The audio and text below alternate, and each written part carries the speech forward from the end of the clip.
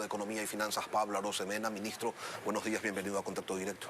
Buenos días, Lenin. Un saludo muy cordial para todos tus televidentes. Empecemos por la coyuntura política. ¿Es un gesto de desesperación ante el juicio político el dar marcha atrás en materia tributaria? Si no es así, ¿por qué lo hacen en este momento? Es una medida responsable, justa, técnica y sostenible. Recordemos que cuando tú has venido sembrando orden fiscal, tú luego puedes ir cosechando a poco alivio social. Y entonces en la vida se siembra y se cosecha, y tenemos esta medida que no es un regresar a ningún pasado, sino que es un evolucionar y un avanzar. ¿Pero por qué porque ahora? recordemos que en los gastos deducibles, que ahora estamos aumentando los gastos deducibles, triplicando lo actual, son aún mayores que lo que había en años anteriores, y ese aumento de gasto deducible baja los impuestos. Y es importante poder hacerlo ahora, toda vez de que el orden fiscal nos va dando espacios para dar este alivio y beneficio social a la familia ecuatoriana, pero especialmente a la clase media. 340.000 personas se benefician. Eso por el lado del contenido. Yo le pregunto por las formas, por la fecha de presentación. ¿Es coincidencia? Mira, antes no se lo podía hacer porque se lo estaba trabajando. Se ha trabajado en esto los últimos 10 meses. Aquí hay un trabajo, una montaña de trabajo con los equipos del Ministerio de Economía y Finanzas, del SRI. El día de ayer les hicimos un pequeño homenaje de agradecimiento, pues es un gran trabajo para dar este beneficio a la familia ecuatoriana, especialmente a la clase media. Usted dice que es una decisión técnica este proyecto, pero si la economía proyecta cerrar este 2023 con el doble del déficit fiscal previsto, y además hay menos ingresos por precio y por volumen de exportaciones petroleras, y si a eso le sumamos los gastos imprevistos de la temporada invernal y del terremoto del 26 de abril, y no nos olvidemos de los 1.000 millones adicionales que se anunciaron en febrero para vialidad, así como tampoco nos podemos olvidar del riesgo país que mantiene cerradas muchas vías de financiamiento. ¿De dónde, ministro, va a salir el dinero para cumplir con todo lo presupuestado? Primero hablemos de la economía que le importa a la gente. La economía ecuatoriana este año proyecta un crecimiento del 3% de acuerdo al Banco Mundial, que es un poco más del doble del promedio regional de alrededor del 1.3, 1.5. Primera cosa, esa es la macroeconomía. La microeconomía ecuatoriana, año pasado ventas 225.000 millones de dólares. Este año, los 3 primeros meses, superamos el nivel de ventas del año pasado, que descontando el efecto inflacionario supera cualquier prepandemia. Y lo tercero, la inflación. Tenemos la segunda inflación más baja de la región, la novena inflación más baja del planeta. Son cifras positivas, pero correcto, hay que no lo son. Entonces, tenemos una base para sobre eso trabajar y proyectar y hacer este proyecto de ley donde le damos la posibilidad a la Asamblea de trabajar en equipo por el Ecuador y ponerle dinero en el bolsillo de la familia ecuatoriana. Y la plata en el bolsillo de la familia ecuatoriana gira, y eso también genera producción y empleo. ¿El impacto total de esta reforma tributaria es de cuánto? Alrededor de 200 millones de dólares, y la reforma tributaria no solamente que le pone plata en el bolsillo de la gente, sino que es fiscalmente responsable, porque se compensa. Entonces, recordemos que se están cerrando brechas o lagunas tributarias. Está el tema de IVA servicios, y está también el tema del régimen simplificado del RIMPE, que es algo que lo pide. Esto viene de una disposición de la Corte Constitucional que pidió que el régimen de RIMPE tenga mayor progresividad. Entonces, un ejemplo sencillo: una persona que vende hasta $20.000 al año está pagando $60 anuales.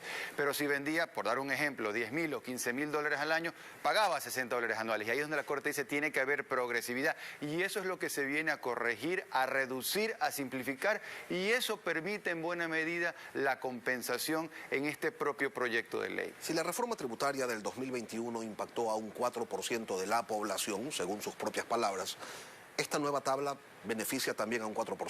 340.000 personas son el universo de contribuyentes del impuesto a la renta, y el 99,8%, es decir, prácticamente los 340.000 personas contribuyentes se ven beneficiadas con esta reforma tributaria liderada por el presidente Guillermo Lasso, trabajada los últimos 10 meses por el Ministerio de Economía y Finanzas y el SRI, con el único objetivo que es ponerle más plata en el bolsillo de la familia ecuatoriana, especialmente la clase media. Pero no solamente se incrementa el monto de posible deducción, sino que se incorpora el tema de cargas familiares. ¿Cómo es esto? La idea es tener un concepto que sea simple, técnico, justo y acorde a los estándares internacionales. Porque, Lenin, una persona que nos está viendo, padre, madre, familia, no es lo mismo si tiene 2, 3 cargas a una persona que no las tenga. Entonces, este proyecto de ley tiene sensibilidad especial con el padre, con la madre, familia que tenga 1, 2, 3, 4 o más cargas familiares. También considerando que en familias donde pueda haber alguien que tenga una discapacidad, enfermedad rara, catastrófica, es considerado como carga y puede tomar el máximo deducible. Y además también con una sensibilidad por el bolsillo de la gente, porque lo que queremos es poner más recursos en el bolsillo de la gente para hacer que la plata gire y que genere producción y empleo. Entonces, por eso lo estamos haciendo de esta forma simple, técnica y justa. ¿Hay un techo de ingresos para los beneficiarios de esta reforma? O sea, tienes la tabla que la hemos modificado, la hemos hecho más progresiva, de nuevo cumpliendo con las disposiciones y escuchando a la gente. Así que tienes la capacidad de poder deducir hasta un límite, pero vas a ponerle más plata en el bolsillo a la gente y eso es de lo que aquí se trata, de escuchar. Hemos hecho todos un esfuerzo para ir reduciendo ese déficit fiscal y eso se lo he hecho con los recursos que se ha obtenido y eso es un esfuerzo que ha hecho el país para arreglar la despilfarra que recibimos de años anteriores. Debieron haber escuchado antes, ¿ah? Ahora, déjame decirte que el orden fiscal no es un producto terminado, es un proceso permanente, pero gracias a que el Ecuador se ha remangado las mangas, nos hemos esforzado todos juntos, podemos, en la medida que hemos ido sembrando orden fiscal, poco a poco cosechar alivio social. ¿Cómo es esto del impuesto a la renta para las casas de apuestas? Bueno, las casas de apuestas, los apostadores pronósticos deportivos, para ser preciso, en todas partes del mundo tienen un impuesto, en algunos casos 20 y pico por ciento, 17%. Hemos tomado el promedio regional, inclusive inferior, para ser competitivos y estamos con un impuesto para los pronósticos deportivos que es algo justo, es técnico y está acorde al nivel regional que son los países vecinos. Ahora, hay plataformas nacionales y ¿cuánto se aspira a recaudar solo en este segmento? O sea, para arranque tienes una proyección de más de 10, 12 millones de dólares, pero recordemos que también hay plataformas extranjeras, entonces ¿A esas cómo se les cobra? se crea un mecanismo a través del el apostador que sea el agente de retención, lo cual inclusive va a incentivar más a la plataforma local por encima del internacional, pero lo que se busca es tener un esquema justo, técnico y, como te digo, como hay en todas partes del mundo, Colombia, Perú, en los países de la región, importante que el Ecuador pueda tener medidas económicas como esta, que le pone plata en el bolsillo de la familia ecuatoriana, pero que se compensa de este tipo de formas que son justas para todos. Ministro, ¿por qué recién ahora se les ocurre cobrarles impuestos a estas casas de pronósticos, a estas casas de apuestas, si vienen operando desde hace años en el país sin que nadie los toque? No te puedo hablar de por qué en años atrás, en gobiernos anteriores... 2 años, de acuerdo. de este. Sí, te puedo decir que hacer un proyecto de ley, este en particular, nos tomó 10 meses, digamos, de estar quemando pestañas y trabajando duro, porque no solamente es un tema técnico, esto es un tema de conversar con la gente, de hablar específicamente con las personas para entender el modelo de negocio, en el caso de lo que estamos conversando, o poder hacer una propuesta que sea realmente, que conecte con la gente y hablar con los artesanos, hablar con los taxistas, hablar con los microemprendedores, hablar con los emprendedores normales, hablar con los empresarios, con las corporaciones, con los gremios. Eso es lo que se ha venido haciendo para poder tener una propuesta de ley que sea técnica, consensuada, justa, equitativa y que le ponga plata en el bolsillo a la gente. El sector cultural reclama por el IVA que se va a cobrar a los espectáculos. De por sí el Ecuador es un país con poca actividad cultural y a ustedes no se les ocurrió nada mejor que grabarlo. A ver, en Ecuador necesitamos recursos para salud, para educación, para seguridad. Y los recursos no vienen del éter, los recursos vienen del aporte de los ecuatorianos. Entonces, estamos bajando impuestos a la clase media y lo estamos compensando porque somos fiscalmente responsables. Y una forma de hacerlo es cerrando huecos y equilibrando las cosas.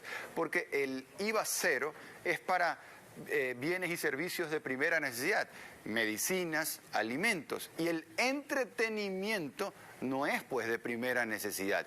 Ahora, recordemos que... Pero es un sector que genera empleos, fundamental y clave. Que dinamiza también la economía. Así es fundamental y clave, y se han dado varios incentivos y se seguirán dando para el sector, que es fundamental para la economía ecuatoriana. Pero recordemos que el IVA se cruza, el IVA no recae, digamos, sobre el negocio, sino sobre el consumo, y el IVA se genera un cruce entre las ventas y los gastos. Y suele impactar en el consumo, ¿no? Ahora, y recordemos que esto es algo a nivel regional, o sea, aquí lo único que estamos haciendo es cerrando huecos, loopholes, lagunas tributarias, buscando tener una mayor justicia y equidad. El sentido de esto es bajarle impuestos a la clase media y que sea fiscalmente responsable. Se dijo cuando se estaba construyendo esta propuesta de reforma que se iban a ajustar también ciertas distorsiones, beneficios que no debían pues estar recibiendo en el sector empresarial. ¿Cuáles son estos?